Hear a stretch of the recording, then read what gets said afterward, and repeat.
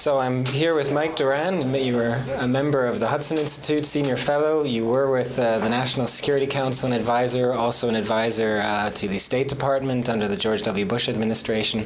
Thank you very much for being here. How do you think that policy in the Middle East is going to change, needs to change under either a Clinton or a Trump administration? That's actually incredibly easy to answer. We have no idea whatsoever. And what we're hearing from both candidates just doesn't really add up.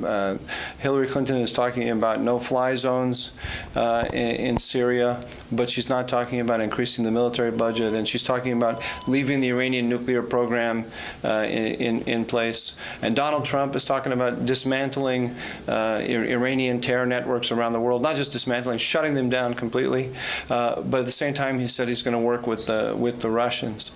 And these solutions don't add up, because the Russians and the Iranians are in an alliance, and they're strategic actors across a number of different areas. I'm curious if there is any way, given what you've said, that we can start talking about the outlines of, say, a Clinton doctrine, as everyone tries to do. I don't think so at all. Hillary Clinton's team is telling us that she's more hawkish than Trump. So one famous columnist wrote an article called Donald the Dove and Hillary the Hawk.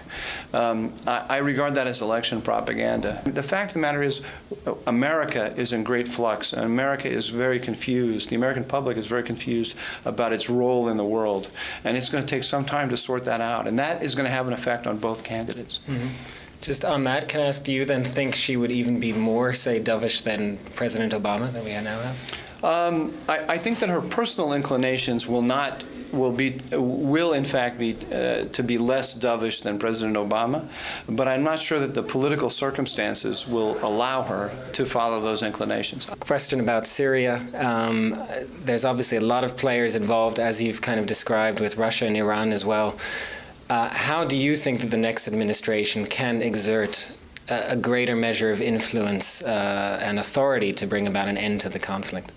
I don't know that the next administration can bring an end to the conflict. I think it can build a stronger coalition in Syria, but that requires activating the traditional allies of the United States.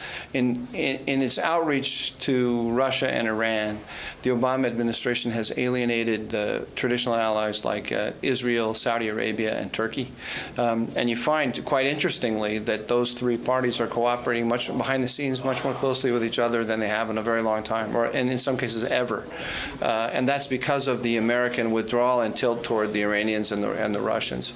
I think that we find ourselves in a position where we're caught between two stools. We're no longer trusted by our allies, and we're not feared by our rivals, the Russians and the Iranians. And finally, then, speaking of one of our traditional allies, how do you see Europe's role in this? How do you see Germany's role, perhaps specifically in this, and how the next administration should maybe consider engaging Europe as well to help bring about some measure of control?